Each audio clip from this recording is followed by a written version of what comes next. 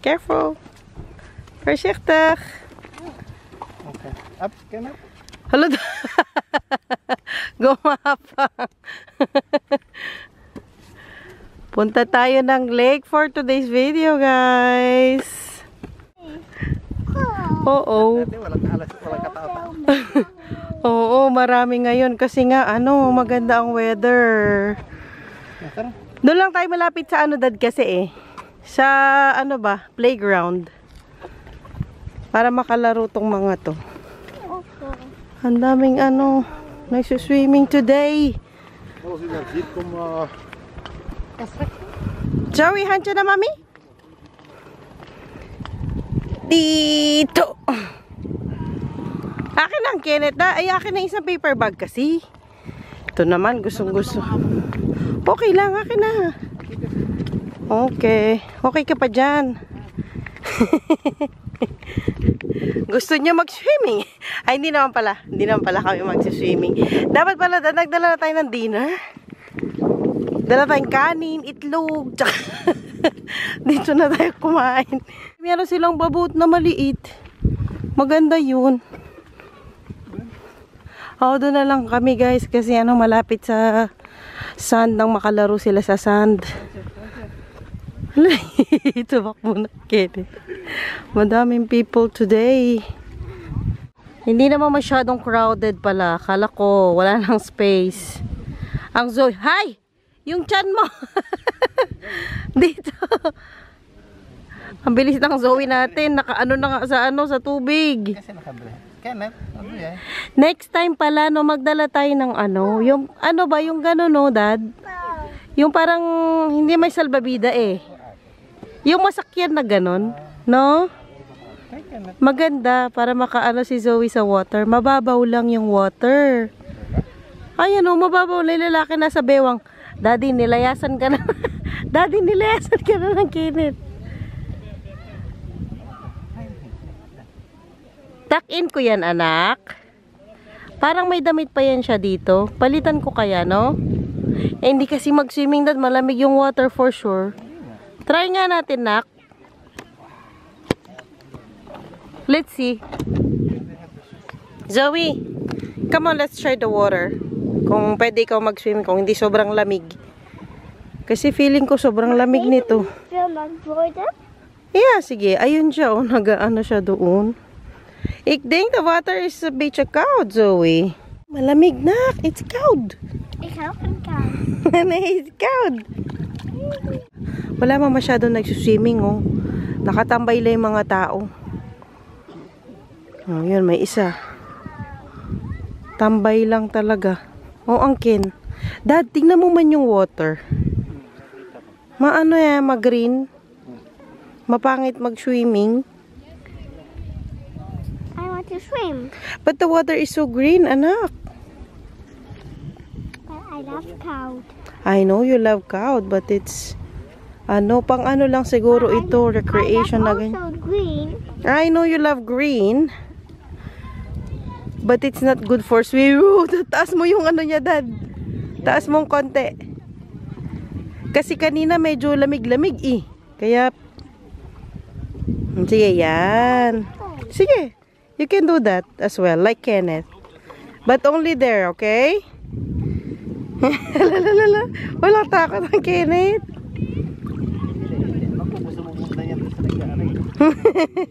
Tara, let's go play with the sand na lang. Play na lang sila dito sa may sand. You wanna go to the playground? Okay, we will go there later. To look for the boats.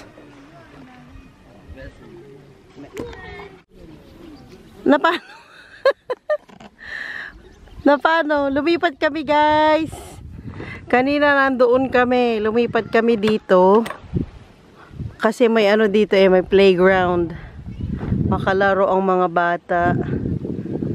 Na ate? Paano ka na dyan? Are you okay? Wala dito nahulog yun. Oo. Samahan ko si Zoe. Hala, malis na naman ako. At least dito malawak yung takbuhan niya.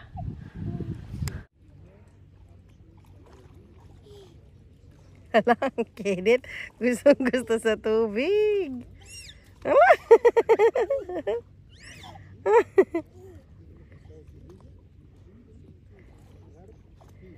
Sige ka.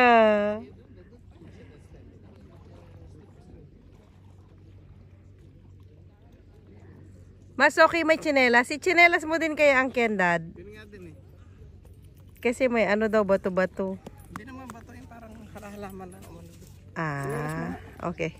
Andyan. Tsinelas natin ang king. Ah, saan? Yan, naka-excited na. O, dito na.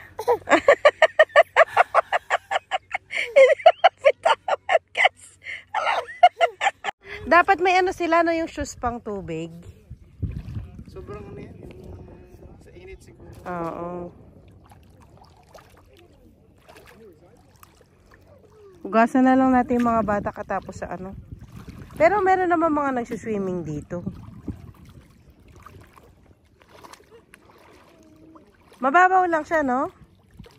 Hala, dapat pala inanuhan ko ang Kenneth.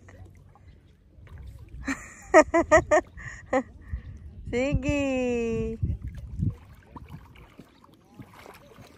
Maglalaro lang sana kami sa ano, sa sand. Ah, wala. Anong sand? Wala talagang balak sila magbasa-basa dito. Sand lang. Yung dala nga namin laruan nga, pang sand lang. Hala.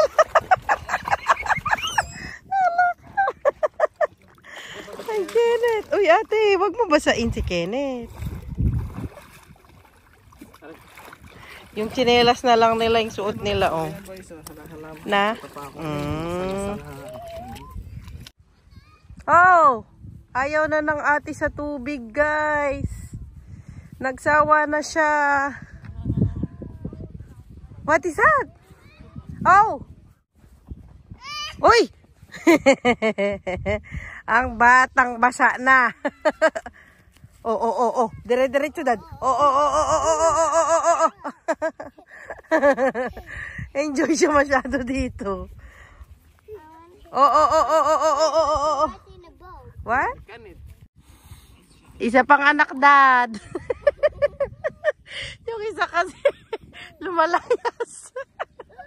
Tingnan, magagalit yan. Kasi gusto niya, guys, magpunta siya dyan sa tubig. Nako po.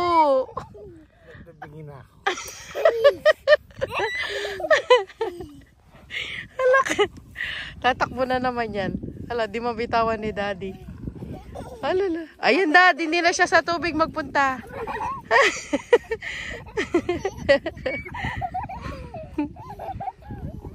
Alam mo lang yun.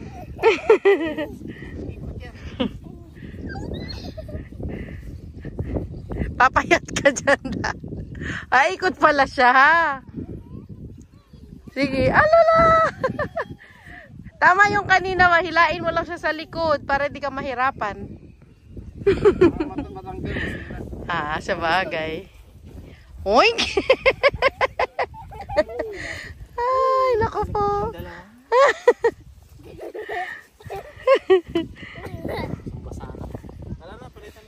Ah, sige. Ala. Oh, it's okay. Come on. Palitan natin si Kenneth. Basa na. Are you okay? Yeah. High five? I want to live there in the boat. Okay. Let's go there. Oh. Okay. Natulala ang Zoe, guys. Nakita niya yung boat. Ay. Are you okay? Ang ganda kasi, oh. Ang ganda ng view. Na paano ka? Ang ano dito, ang tahimik. Ay, sus, nagpanggap pa na nadapa. Halak ka na. O, tara na nga. Punta na natin yung boat. Kanina pa kami pupunta dyan sa mga boat. Di kami nakakarating. Opo.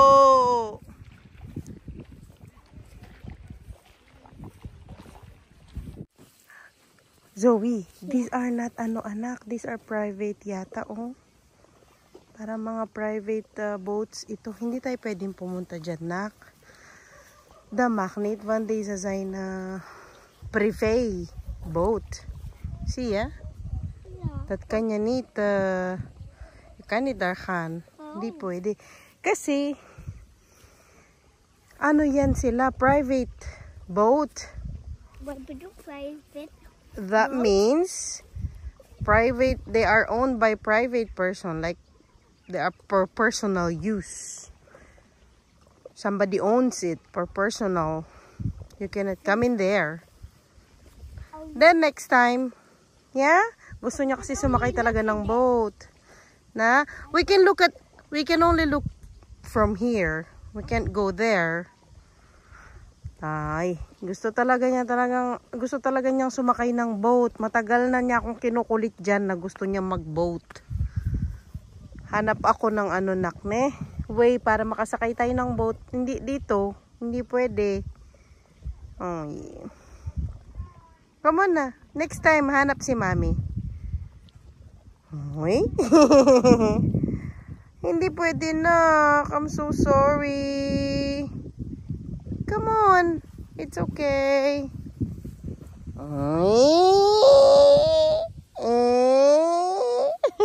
Ay, nalungkot guys. Napakalma na niya ang Kenneth guys. Na. Oh, ano binigay mo? Ba't kumalma na? Binibigay ko yung crackers, nakita niya yung triangle na pinatay. Kalmado na ang pogi Guys, nakauwi na kami. Pagod. Napagod sa kakahabol ng bata. Tapos, dumaan muna kami ng groceryhan kanina. Bumili kami ng sushi. Kasi gusto ko ng sushi. Nagkikrave tayo ng sushi. Pero hindi po ako buntis, ha? Hindi po tayo buntis. Nagkikrave lang. Tapos, bukas kasi, magluto ako ng spaghetti. Bumili na lang ako ng carrots na nakaganito na. Para easy na. Hindi na ako mag-chop-chop-chop pa. Ayan nakaano na sila. Julian. Nakasales din ang nila, Isang ganito, magkano kasi ito nakalagay doon? Wala, nakalimutan ko na. Masarap kaya sila. Try natin na. Nakabili din pala ako ng itlog. Ayan. Na? 3, 6, 9, 15. Okay po, sige po. Sit down ikaw. Isa lang, try lang. Alleen 1 hapje. 1 hapje lang. Try lang try. Magtumis ba? Yes, Dad. Ang tamis! Ang asim. Ang asim niya. Do you want more? Hindi na. Sige po. Pamamaya lang ito. Kumali din ako yung favorite nilang yogurt. Favorite nito si Zoe. Favorite ni Zoe yan. Siyempre, hindi mawawala ang tinapay. Ito ngayon ang favorite na tinapay ni Kenneth. Siya tinapay na may pasas. Si Zoe, ayaw naman niya ng pasas ever since. You don't like raisins, no? Ever since, magmula baby talaga siya. Ay, magmula nung kumakain na siya ng solids, ayaw talaga niya ng raisins. Pinatry namin, ayaw talaga. Ang bread nila for breakfast. At ayaw nila ng white bread, guys. Lugyang bangka. Laging bread nila. Ito yung Folkoren. Ano ba yung sa English? Parang full wheat ata. Whole wheat bread, parang ganyan. Whole wheat ba? Parang ganyan. Folkoren ang tawag nila dito Opo. Nakabili din tayo ng our favorite gyoza. Binigay ko na kay Dadat kasi lutuin niya. Lahat? Nabutong. Hindi naman lahat. Ano lang. Try muna natin itong vegan. Sige. Vegan daw. May bago kong itatry na spaghetti sauce. Ano man lang kasi mga spaghetti sauce dito. Walang spaghetti sauce dito na matamis kagaya sa atin. Wala talaga as in. Mga usually mga Yung ano, maasim Italian style. You wanna shake it. Okay, be careful, okay?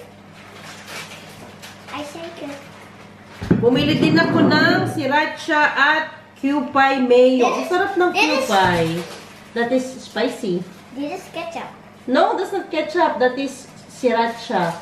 It looks like ketchup. Yeah, it looks like ketchup but that's spicy. Super yummy ng ano na to, Kewpie. Buti na lang meron na sa supermarket dito, sa yung Dutch na supermarket. Dati wala, as in wala. So ano pa kami bumibili sa Asian store. Pero ngayon meron na. And syempre, bumili kami ng pang spaghetti na sauce. Bumili kami ng ano, noodles. Yun lang, nabili namin sa ano, supermarket. Magkano ang binayad namin? Mahal talaga. Grabe, ang mahal na talaga ng mga ano ngayon. Grocery. Ng bilihin. Sobra. Huwag bubuksan. Hala, binuksan mo yata. Ah, hindi. Huwag bubuksan. Yun. Ang Kenneth, i-idlip mo na yun. Idlip time. Grabe siya kapagod kanina. As in. Ikot siya ng ikot doon sa pinuntahan namin. Ikwento ko pala sa inyo yung pinag-usapan namin nung HR namin nung Friday. Parang nakalimutan ko yan na kwento sa inyo. No? Hindi ko pa yan na-vlog. Ayun, so tuloy pa rin ang trabaho ko ng 4 hours next week. Next week naman ay pang-umaga ako from 6 ng umaga hanggang 10 ng umaga. Ganyan. So, 4 hours pa rin tayo. So, next week Friday, sasabihan ko na naman siya kung okay na, kung kaya ko nang mag-work. Masakit kasi talaga. Hindi ko siya meron kasing part dun sa work na gaganon ako, may i-unscrew ako. Yung sa loob ng, parang pinakita ko yun sa inyo, loob ng tape. Parang may tape pa ako dito. Wala. Yes, that. 5 piso po isang itlog. 5 piso yan, di ba, sa atin? O 10. Magkano na po ba yung isang ano sa atin? Isang pirasong itlog? Hindi ko na alam yan. Magkano na kaya, no, Dad? Magkano na ba? Please comment down below po magkano yung isang pirasong ano, itlog na sa atin. Hindi ko na alam. Nung nandyan pa ako, parang 5 pesos yata isa or 6. Depende kasi yun sa laki, di ba? 5 pesos. Ngayon ba, magkano na po yung ano, itlog sa atin? That was ano pa? 7 years ago na. Magsa 7 years na. Anyway, yun nga sa work. Meron akong part sa work na yung may ina-unscrew akong malaking metal na gano'n, tapos may nakalagay na yung tinatawag nilang poker dito. Yung lalagyanan ng tape. Kunwari yung malaking masking tape. Yung sa loob niya, yung matigas na yon, so isushoot siya doon, tapos igaganon siya. Tapos kung hindi yun gumagana, may ginaganon akong machine na medyo mabigat. So ang sakit ng daliri ko, sabi ko dun sa HR, medyo, ano, hindi ko pa kaya. Kaya ko, I mean yung work, pero yung part na yon, nasasaktan yung daliri ko, sobrang sakit talaga. Tinitiis ko lang. Tapos sabi niya gano'n, o sige, ipagpatuloy pa natin yung 4 hours muna trabaho. And then we will see next week kung ma-okay ka. Thank you for watching. Wala. Tinapos na ni Zoe ang vlog natin. Saglit lang na. Ayun nga, so 4 hours pa rin ako. Trabaho. Ayaw mo na na. Ayun. Ayaw na po. So, ganun yung pinag-usapan namin. Tapos, binigyan niya ako ng schedule sa yung doktor sa trabaho. Company doctor. Sa November daw. Siguro sabi ko, baka sa November, 4 time na ako magtrabaho, hindi ko na kailangan ng company doctor. Tapos sabi niya, napaka-busy daw kasi ng company doctor, kaya ano, walang schedule, yung ganyan. Tapos, pero gagawin pa rin daw niya yung schedule, just in case lang daw na hindi ko pa kayang magtrabaho ng full time. O sige guys, tapusin ko na yung vlog ko, no? Thank you all for watching. Tapusin ko na to. Bye! Don't forget our Facebook. Nagkukulang nga sa attention yung ano ko. Bye na guys. Next time na lang ulit tayo magkita. Bye! Bye! Salamat po sa panonood.